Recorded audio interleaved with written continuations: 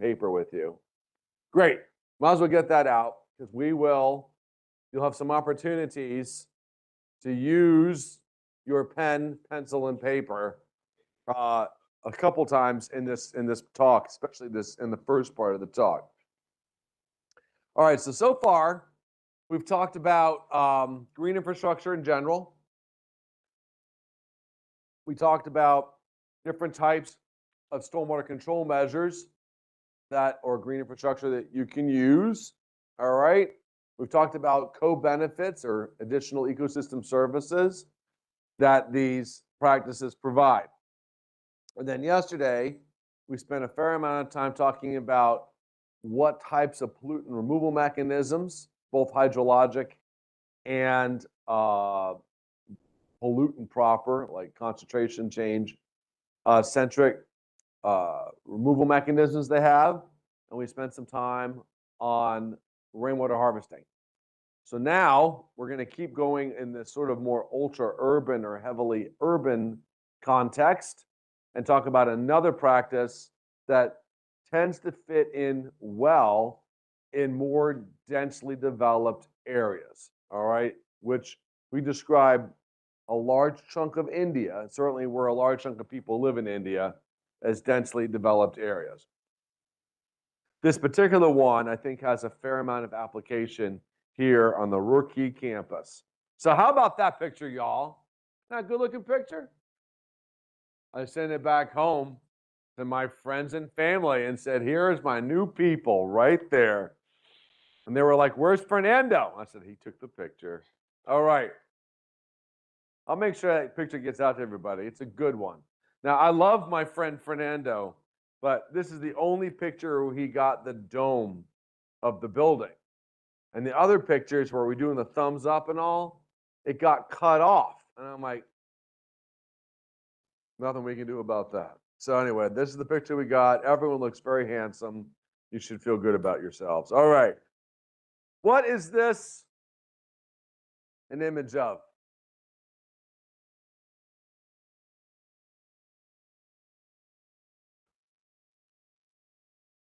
Anyone know? It's old. This is a map of the Roman Empire. This is how big the Roman Empire is stretched, all right? And it's important for you to understand that in Western thought, almost all of what we trace our roots to go back to the Greco-Roman Empire, all right? Eastern thought, you've got centers of thought here. You got centers of thought in China, all right? So, but Western thought, you know, Egypt is a part of it, but everything passed through Greece and Rome. All right, now why am I talking about this? It's because the Romans are famous for building roads, right? Building pavement. And you may or may not have ever heard this saying, but there's a famous saying in it's from these days, but there's a famous saying in American and British English: all roads lead to Rome. Okay, so Roman road building was super important, and this is how the Romans built their roads. They had curbstones like you see here, all right, that larger stones and aggregate and gravel would rest against. They had basic widths, and very importantly, they had drainage ditches. Why do you think the Romans, in their standard cross section, had drainage ditches? Why did they do that? Why do we do that today? Anyone have an idea? Say it again. Yeah, you got it. The Romans knew that they had to get rid of the water, all right? Because if the water stayed for long periods of time in the pavement would fail, all right? So this mentality associated with pavement has lasted, I don't know, certainly in the footprint of the old Roman Empire, and in the places where the people that lived in the old Roman Empire eventually migrated to, which would be the Americas, this mentality went on for about 2,000 years. Okay? It's really older than that, but from the point that they came up with the road design, 2,300, 2,400 years. So if you take a look at the Roman roads, you'll see the crown, you'll see the ditch that conveys the water. The Romans knew this caused pavement to fail, all right? And the thing is that you can visit Roman roads to this very day. This is in Pompeii, a really cool spot to visit, I might add. Pompeii, and you can still see the Roman roads, you can still see the curbing, you can still see the drainage ways. It all seemed to work. And so since people were like, well, this is what works, let's not mess with it, all right? Now, therein lies a bit of a challenge. And the challenge is if I'm telling you that we want permeable pavement, what does the word permeable pavement, what does that convey? What does that mean? If someone says, I want permeable pavement, how's that different from standard pavement? How's that different from Roman pavement? Yeah, the Romans wanted the water to go out and away. What we're saying with permeable pavement is we want the water to go through, all right? And for people based on 2,000 years of pavement design, they got very uncomfortable with this, all right?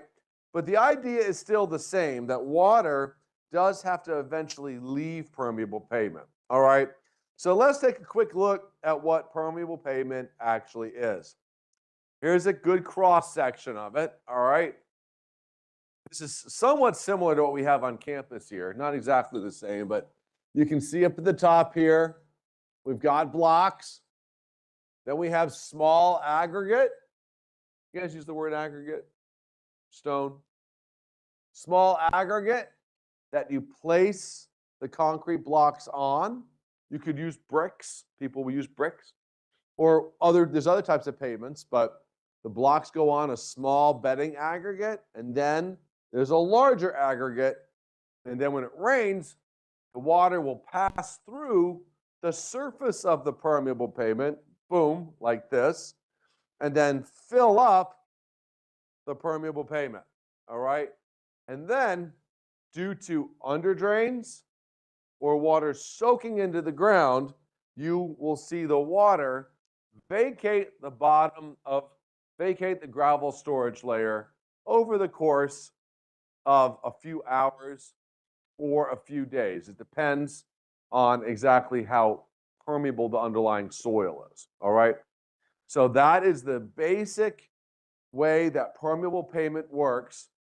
And while it's a little bit different from the old Roman idea of shedding the water off the road and getting it away, it's still the same in that the water goes away. It doesn't just hang out there for indeterminably long periods of time. All right. Now, when we say permeable pavement, there are multiple types of permeable pavements. The one that I suspect you will see the most in India is this first one here called permeable interlocking concrete pavers. There is an example of, and it is referred to in the industry as PICP, okay? Permeable interlocking concrete pavers, PICP. Now, another version of it, an older version, is something called a concrete grid paver. I actually saw some of these right here on campus, all right? And I will, not this exact type, but something very similar. And when we go on our little tour today, or in the afternoon, we'll walk and you'll see something that looks like it is actually a concrete grid paver. So here it is working, all right? And that's how it should work. Water goes out and it soaks through. That's a concrete grid paver. The water is soaking through sand, all right, in the surface of that. Have you seen blocks like this on campus? Oh, yes, I have. All right. This type of block with a modest change can actually become a permeable interlocking concrete paver. All right, that's a really important point. And this is part of the reason why I'm like, you know what?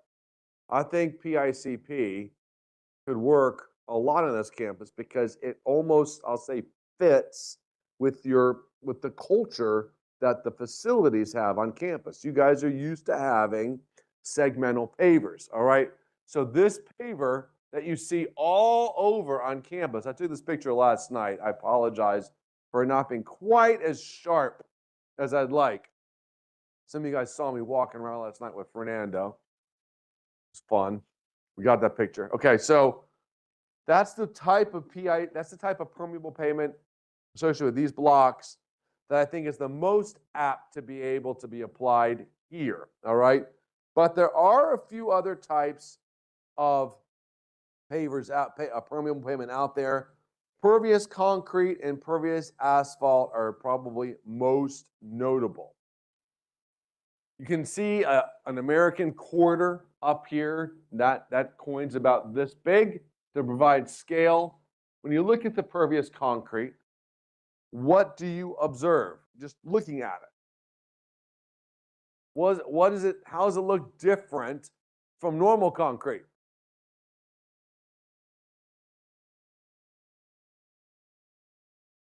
What's that? There's voids. That's number one. Is that what you said as well? Or do you have another thing? There's just another thing.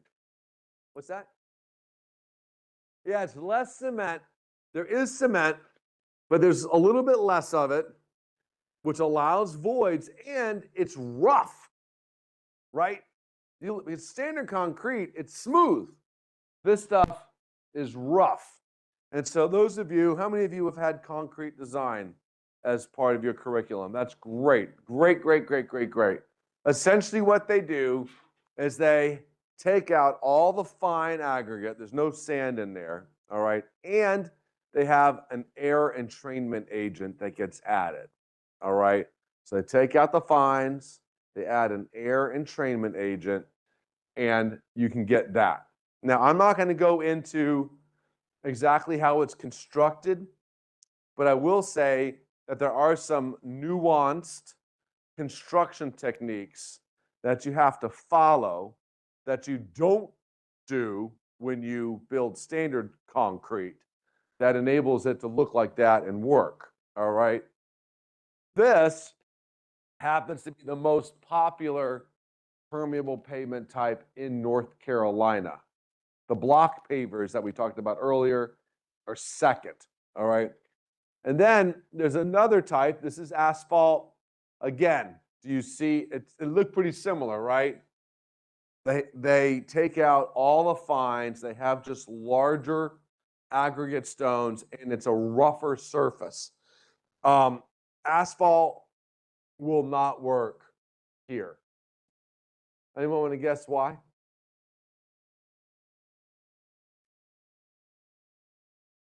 I'll give it to you this way. We don't have it in North Carolina either. But they do have it in a state in the north. States in the north use it. Why wouldn't states in the south use it, but states in the north could use it? Did you say temperature in there? Yep, you nailed it. The asphalt is an amorphous solid, which means if it gets hot enough, it melts a little bit, right? And so it gets hot here.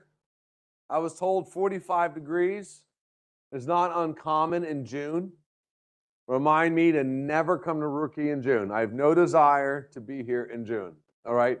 I'm very happy here in October, November, December, January, February, and probably March. But I don't want to, I just let you know, I don't want to come here when it's 45. I'm old enough that I don't have to do that type of thing anymore, okay? So I'm like, I won't come in June. But permeable pavement is even permeable asphalt's even less happy about being here in June. Because at 45 degrees, especially when the sun is shining, it will get extremely hot. And as it gets hot, it will melt ever so slightly, all right? Not melt so much that you couldn't drive on it the next day, but it would melt so much that just a little bit, and then it would solidify at night. You know, it gets cooler at night, solidifies, and then melts a little bit the next day. And eventually, that cycle of melting, solidifying, melting at the surface turns pervious asphalt into impervious asphalt, which is what you could have started with to begin with. All right. So this particular pavement, it isn't, you're not going to see that here. You're not going to see that here.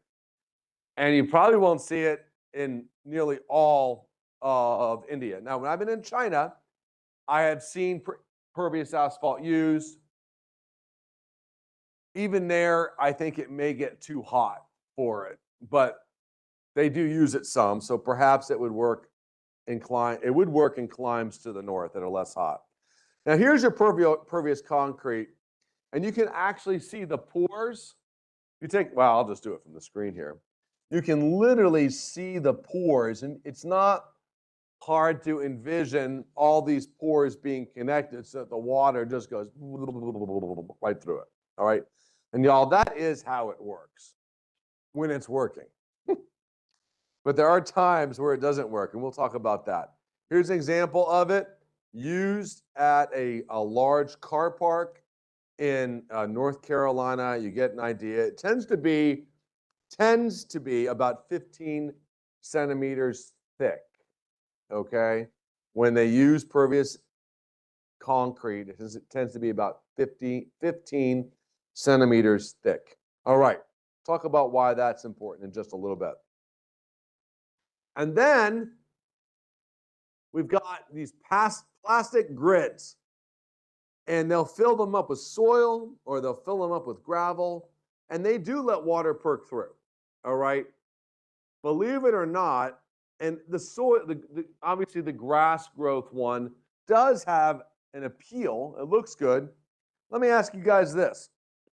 Do you think a soil-filled grass permeable pavement that is healthy, okay, working like it should, do you think it lets more water or less water pass through than pervious concrete once it's been installed and is working? Okay, so everyone got this? The choices are this grass, okay, or pervious concrete.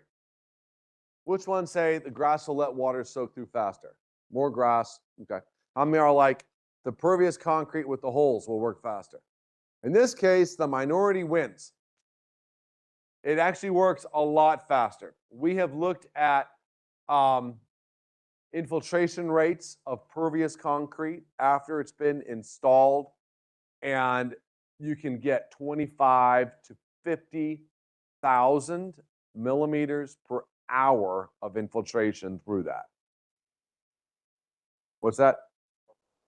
Through the concrete. It's because there are holes. It's literally, imagine pouring water into empty space. It just goes. Now, where it hits the rocks, it's obviously not passing through that, but it just gets directed into those gaps. That grass infiltration rate might be 50 millimeters per hour.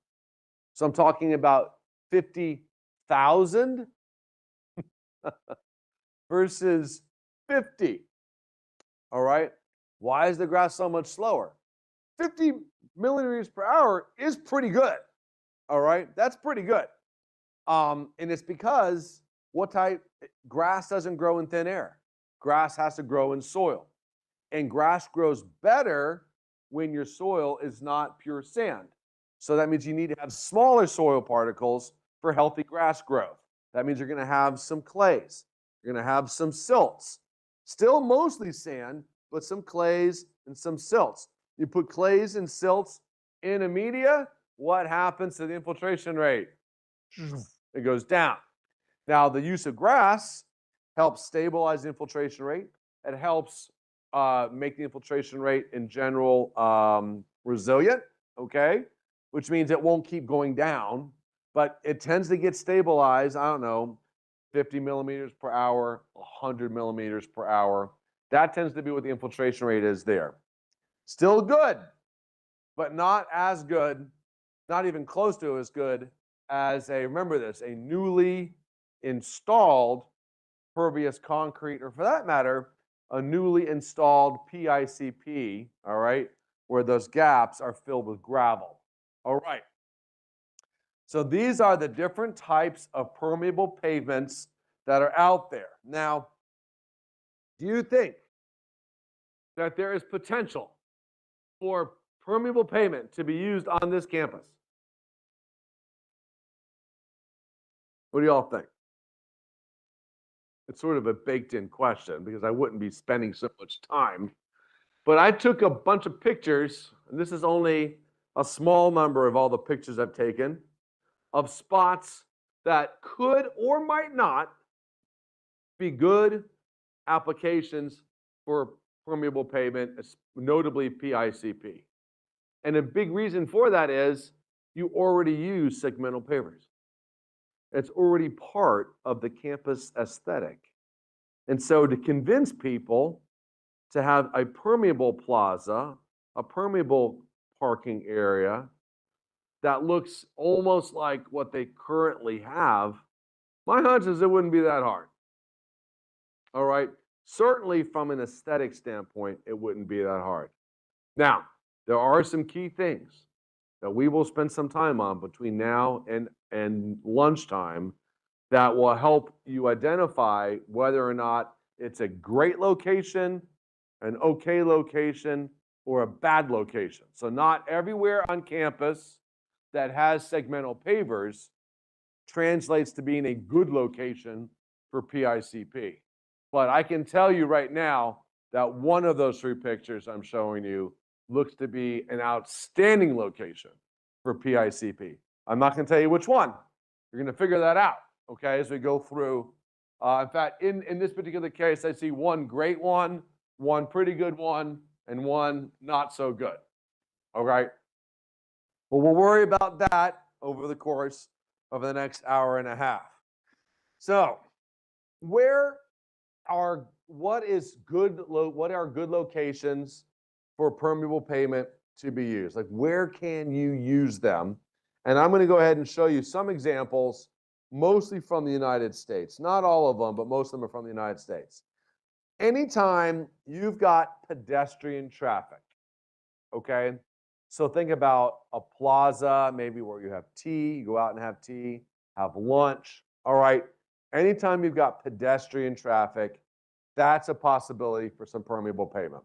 This guy here is actually standing on a grassed walkway, a permeable pavement covered with grass walkway. Why you'd ever need it, I don't know, but he's standing on that. All right.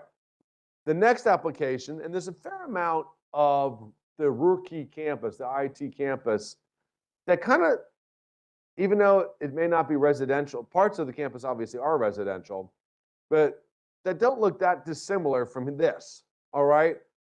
Residential uses are good ones. This is a very rich person's house in North Carolina. Does anyone like hockey, ice hockey? I wouldn't guess it's a popular sport here.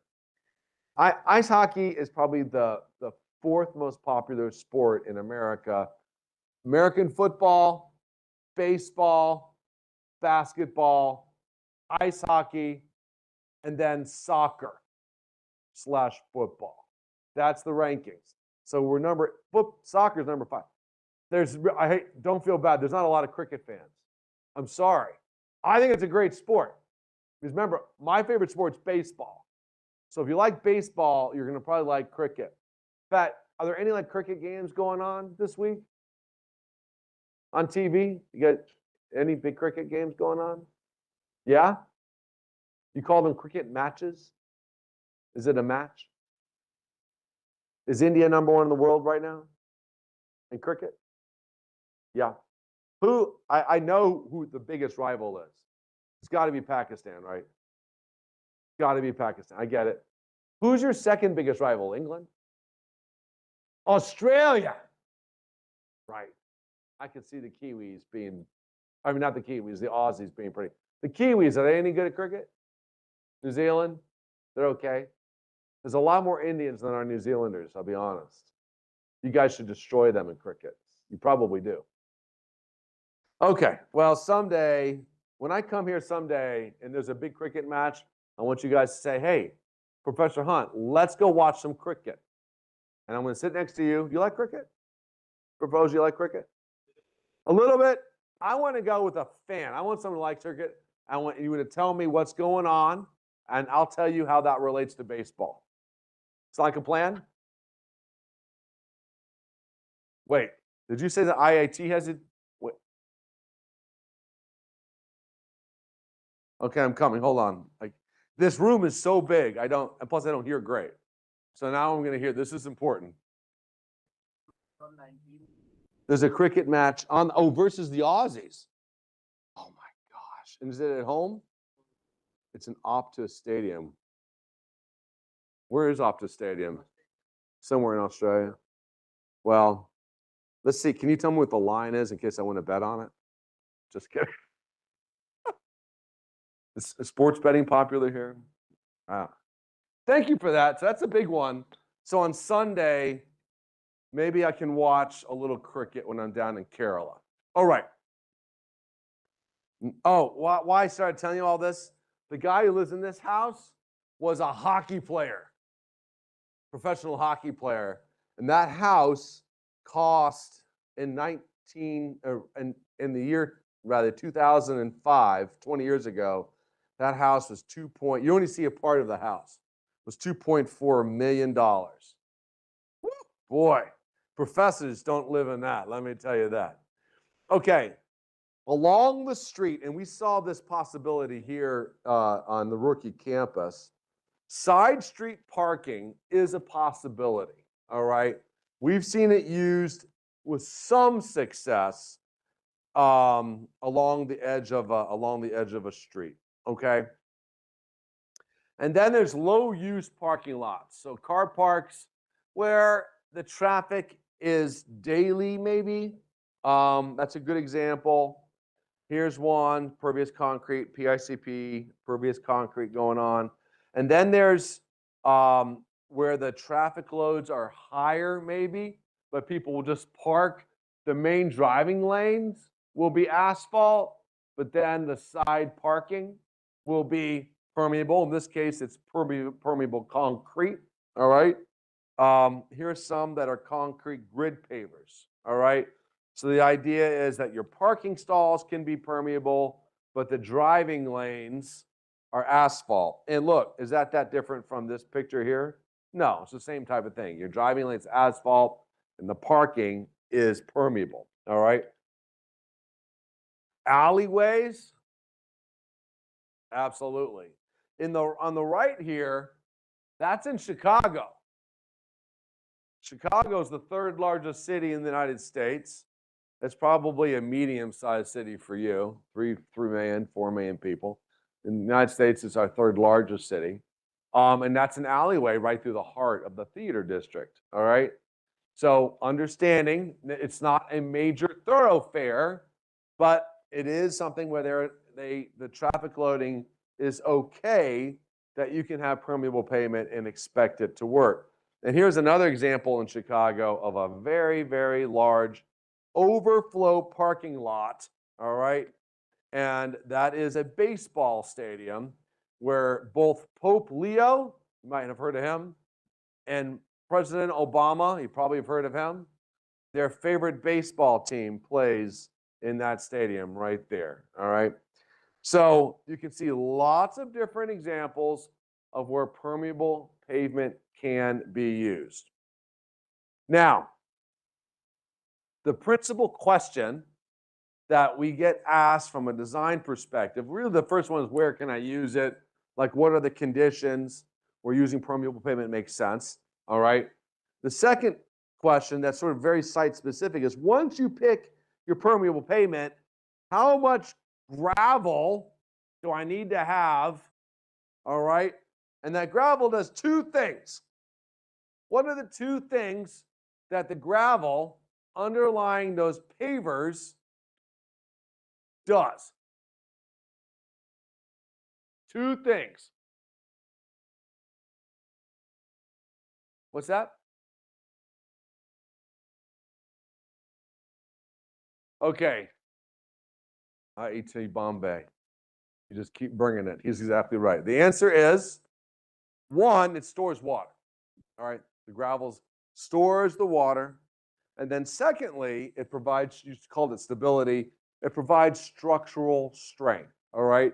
So there are loads, all right, that come onto the pavement. They're called trucks, lorries, cars, tuk-tuks. They're not that heavy. That's not a problem. All right. So the pavement has to be able to handle the load that it is subjected to. All right. And for segmental pavers and for asphalt, some of you probably learned flexible pavement design if you took civil engineering. Okay, great. So the gravel is what carries most of the load. This is a flexible pavement design. So the gravel carries most of the load. All right. And so you got to make sure that whatever gravel depth you pick, it can store the water and it can carry the load. All right. So let's focus first on loading. There are, we'll call it 4, but you may go with 5 factors. Oh, wait, I can use chalk. This is old school, guys. And you know what I love? I love old school. Do you even use the term old school? Yes? Great. Sometimes I wonder how much from the United States makes it out of America. You never know, right? If you live in America, you don't really know. All right. So there are 4. This is so exciting. There are, well, I'm going to bring it down just a little bit more. There are 4 factors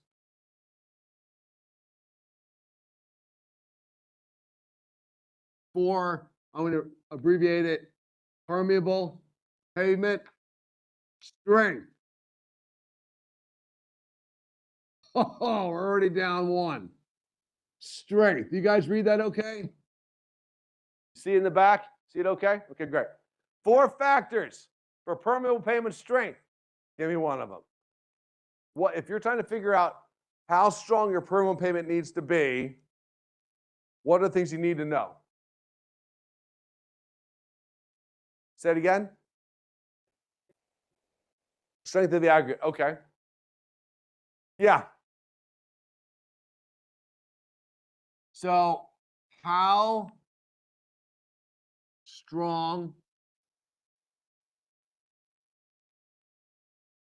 is the aggregate?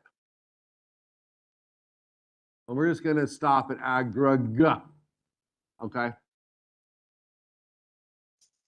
5 factors. Okay. Apparently, my chalk skills are not as good. My chalk is now down to that. I probably won't break it though, so that's a plus. So how strong is the aggregate? And if you might add aggregate plus blocks, it's the aggregate plus, like how strong are the individual components? So I'm gonna go ahead and add. My gosh.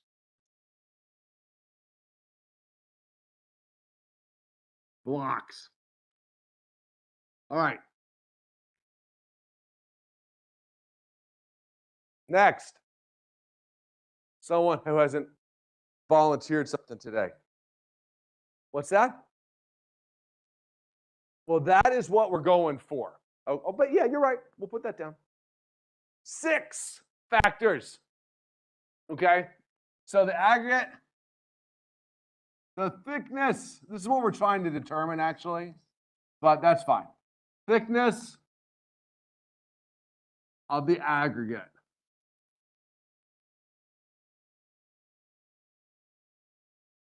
Okay, great. Thickness of the aggregate, which is what we're trying to determine in the end. What's something else? Say it again. Yes, great. The strength of your soil. Strength, okay, of underlying soil. Excellent. What's another one?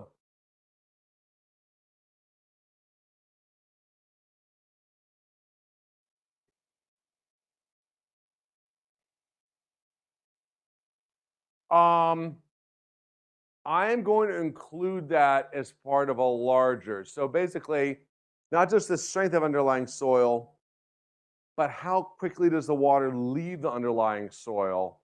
That is coupled with some other very important factor. What's that? The permeability, it's the underlying soil. We're going to assume it's a high permeability. Let me put it to you this way. It matters how frequently wet it is at the bottom. All right. So, what are the factors associated with that? Permeability of underlying soil is one of them. What's the other? What's that? Yeah, knowing the water table. I'm gonna put that one to the side. We are gonna talk about the seasonally high water table. All right, that's in the side. We'll go there in a little bit. It's a good idea, by the way. The mic. What's another one? What's that? Yeah. I'm going to skip, because I do want to go to the permeability of underlying soil. I'm going to skip that one. Okay. Vehicle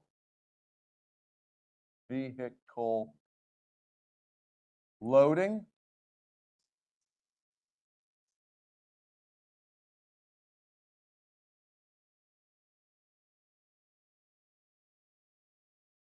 Let's tease back this idea that the soil has an underlying infiltration. The underlying soil has an infiltration rate.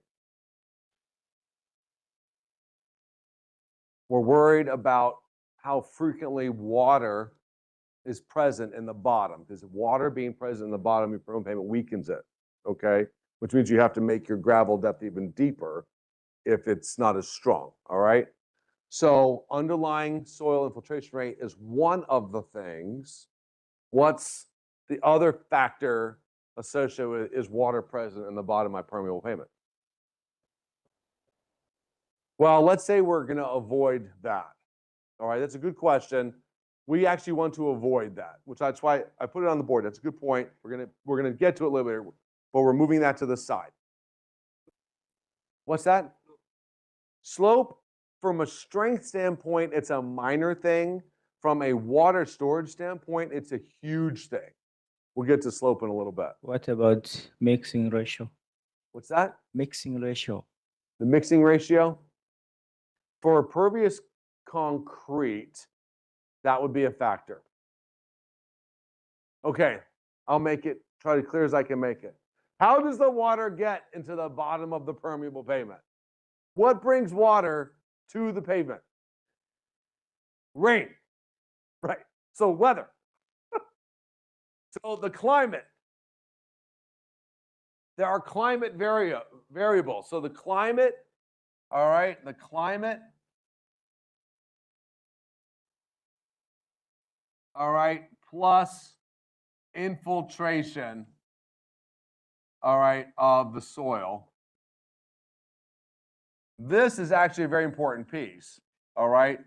And then something you won't have to deal with here or most of India, but as it also relates to that, we would call these environmental factors.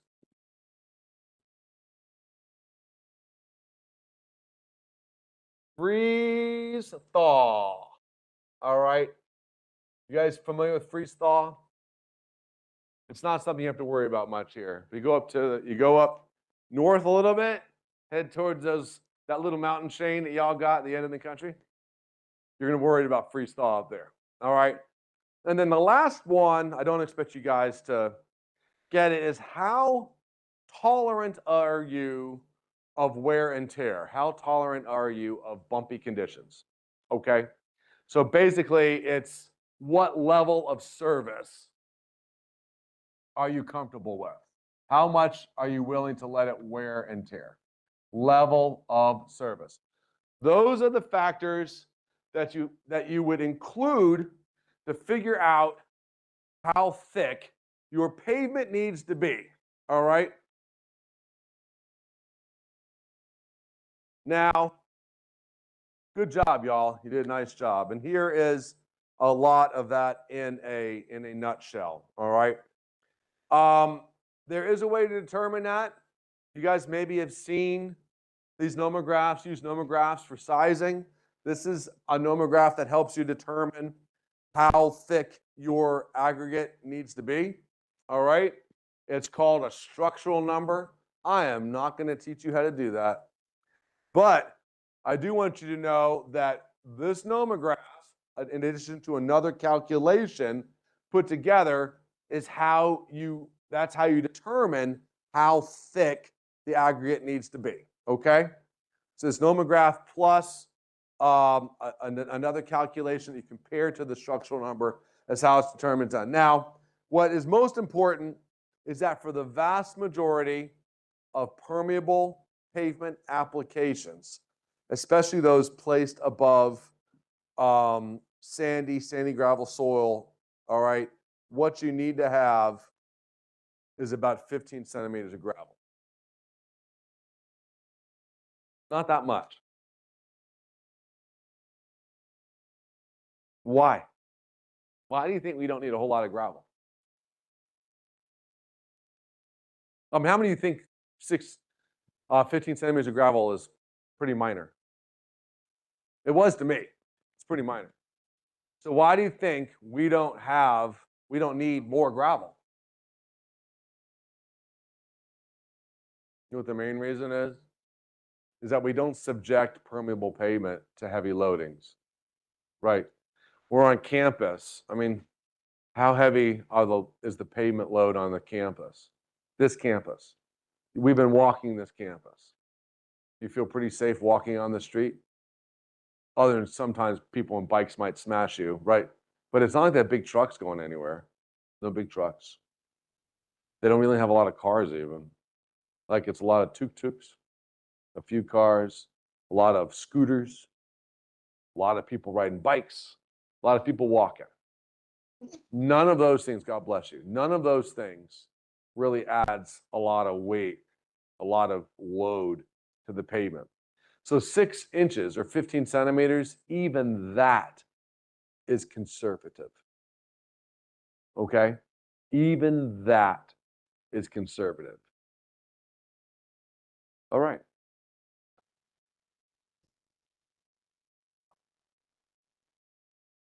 Is it possible to add the thickness or? Yeah, great question. What if you do have trucks? You certainly can add gravel to make it stronger to handle trucks. Yes, you can. I'll give you a case in point. There is in South Africa, the port of Durban. It's on the Indian Ocean, okay?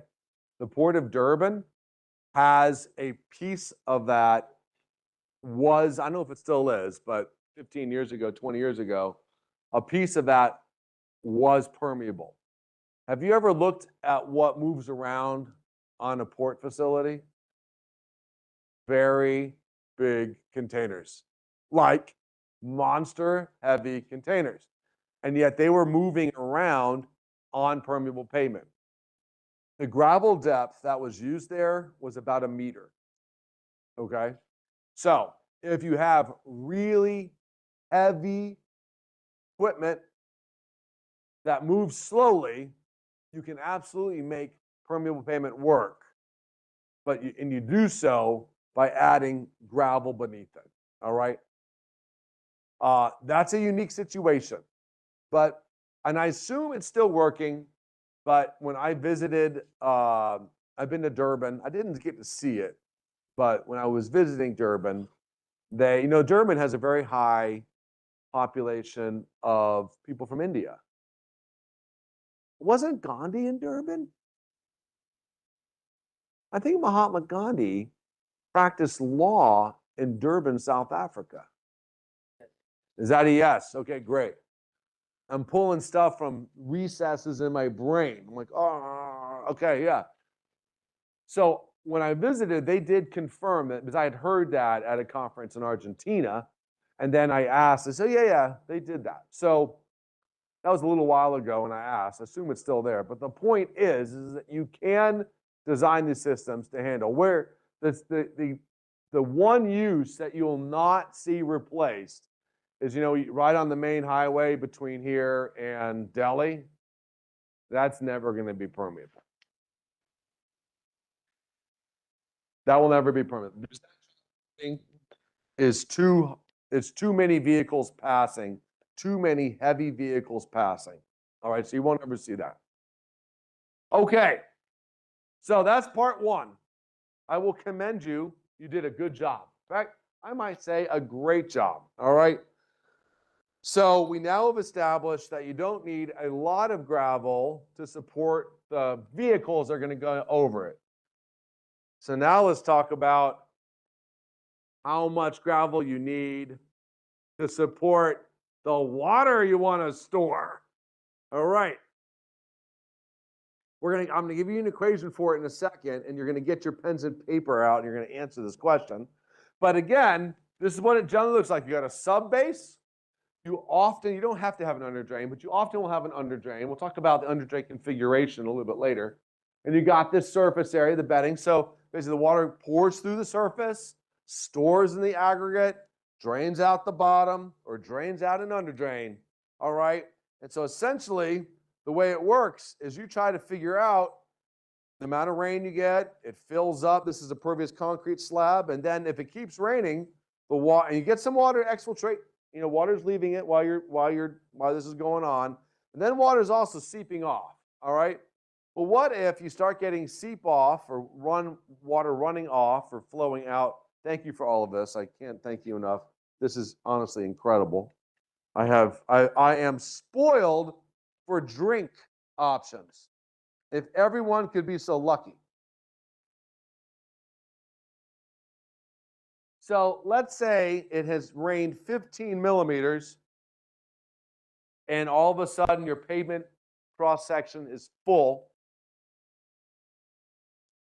What can you as a designer do to have it store 25 millimeters or 30 millimeters of rainfall? What can you do? You guys are going, what can you do? There's one very simple thing you can do, provided you don't have a problem with the seasonally high water table. Take a guess. If you're a designer and this is the amount of storage you currently have and you need to double your storage, what do? I love my team. The answer, guys, is actually pretty easy. You add more gravel. Isn't that cool? Basically, you figure out how much water you need to store. And I need to store that much water, and you add gravel. Now, what's the issue of adding gravel? There is an issue.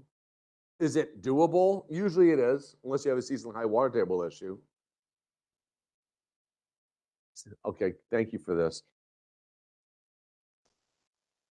Got to get it. Elevation of that area will go up, I think. Yeah.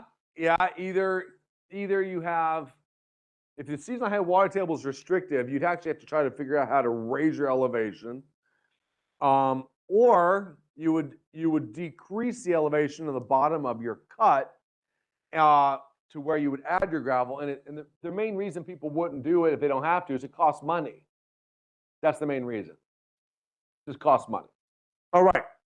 So it's actually pretty simple to determine how much gravel you need to store water. And it's this equation right here. And I'm going to give you, just take a good look at it, I'm going to give you, it's not a pop quiz, but a little exercise in about 30 seconds where you're going to use this information and calculate how much gravel you need. All right? It's actually one of the more important things I'm going to teach with y'all today.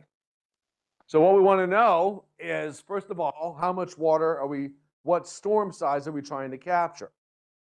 At a minimum, you'll want to capture whatever your water quality depth is. If we're in rookie, what's our water quality depth?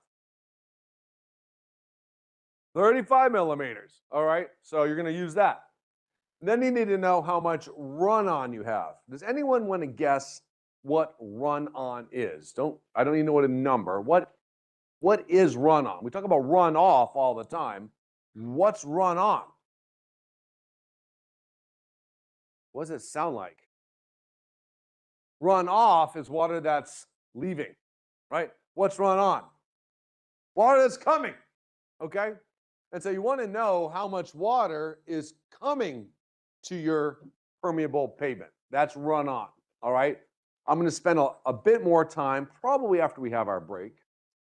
Yeah, after we have our break, talking about what an ideal run-on ratio is, all right? But we want to know the amount of run-on. And then you have to determine your minimum gravel depth. That's essentially what the exercise is going to be. What is N? What's N in geotechnical engineering? Porosity. So your gravel porosity will tend to be between 0.3 and 0.4. I use 0.33, 33, just because it's easy. It's also conservative. It's conservative. Most gravels are a little bit higher than that, but I like to use 0.33. And then one of you mentioned slope earlier, all right? You would have to adjust your depth associated with how much slope you have, and then add freeboard. What is freeboard? I don't know if that's a uniquely American term or not. Freeboard is extra capacity. Like, oops, I made a mistake. Let me put in an extra factor of safety. That's freeboard. All right, that's how you determine your depth of gravel. Okay.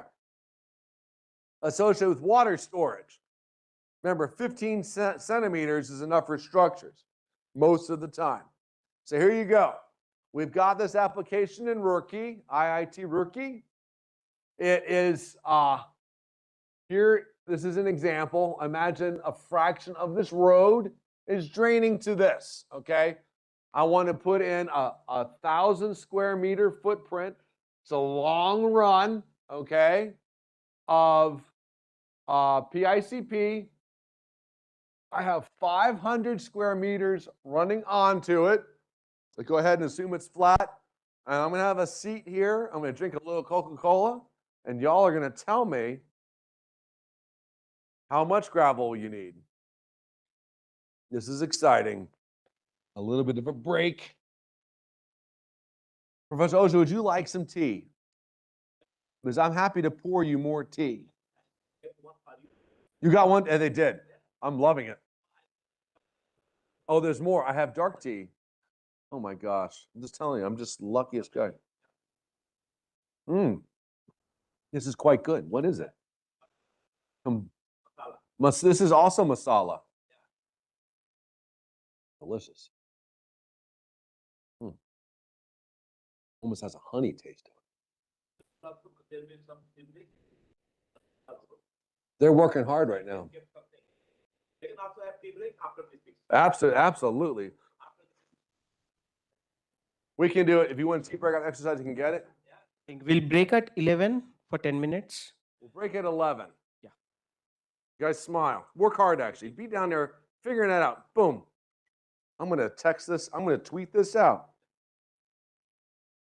My gravel need to be to store the water quality event in Rookie. All right. The 35 millimeter storm. How deep does my gravel layer need to be to store that? And ideally, you report it in centimeters.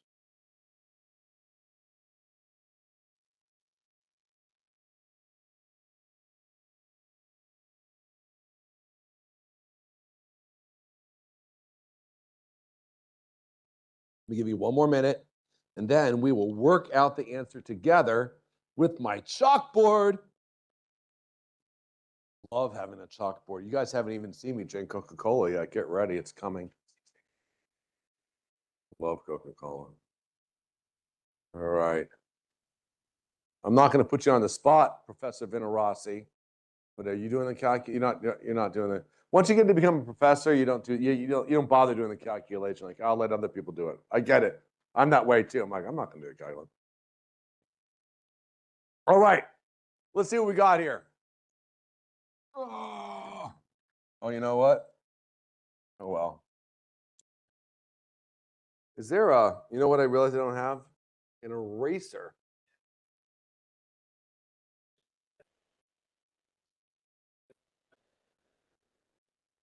It's coming.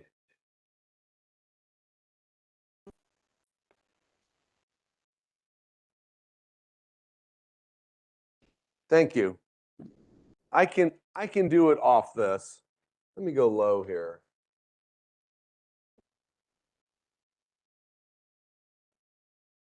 Okay. Oh my gosh. Let's try that one. Okay. So we're gonna go ahead and work this out together. What's our water quality storm size? 35 millimeters. All right. So 35 millimeters is the same as I want everything to be in centimeters to compare. It's 3.5 centimeters. All right, that's our water quality event. Now, when it rains 3.5 centimeters on a slice of our permeable pavement, how much water and the ratio and the area that drains on, the run on, how much water is effectively being exposed per unit of permeable pavement? All right. So we have 1,000 units, meters squared, of permeable pavement. We have 500 units of standard asphalt. So to multiply the equivalent as to what is being exposed to the permeable pavement, we need to multiply this by what number? I think I heard you say it. By 1.5. All right. So 3.5, 1.75. I think that's equal to 5.25. Is that correct? If someone wants to check me, you won't hurt my feelings. Is that a right answer? That's the equivalent. That's the equivalent rain. Thank you so much. That's the equivalent rain that is being exposed, that the pavement's being exposed to. Okay. Then we have to store this. That's not the right answer in terms, that's not the end answer, 5, because what do we actually have to do? Every centimeter of storage depth, we're actually losing 2/3 of that to gravel, right? And so to get the depth of the, interesting, that was mine, telling me it's time to stop. To get the actual depth, you take that 5.25, divide it by our porosity, okay, so that's our N, all right? And then you end up getting, if I remember correctly, 15.75 centimeters to store the water quality event. Now, how many of you plan to be designers, engineering designers someday? Some of you probably already are. Would you ever spec 15.75 centimeters? No. You'd never spec that. That's too precise. So that's effectively equal to 16 centimeters. Now, for a perfectly flat, permeable pavement, that's perfect. One thing I haven't included is freeboard.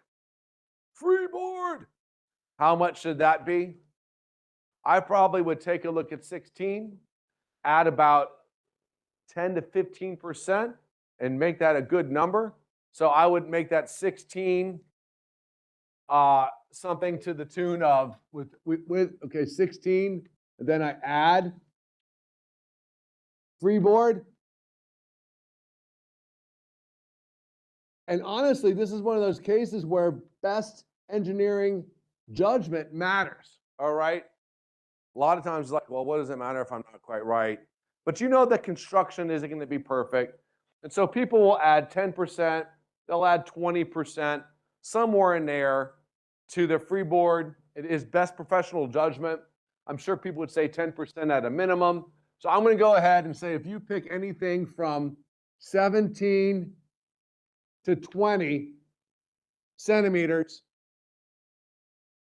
that would be the answer. And there it is. You guys going to be ready to do that next time? Because guess what you get to do this afternoon? You're going to get to make that calculation. All right, again, and this time it's going to be part of a design that you're going to give Professor Vinarasi that she might turn around and hand over to some folks on campus. They'll try to make 1, 2, or 18 of these current segmental paver applications into something that's permeable. How exciting is that? All right. It's break time. How long do you want for your break? 15 minutes? Let's go with 15 minutes. So we'll come back at 1:20. Sound good? Is everyone good about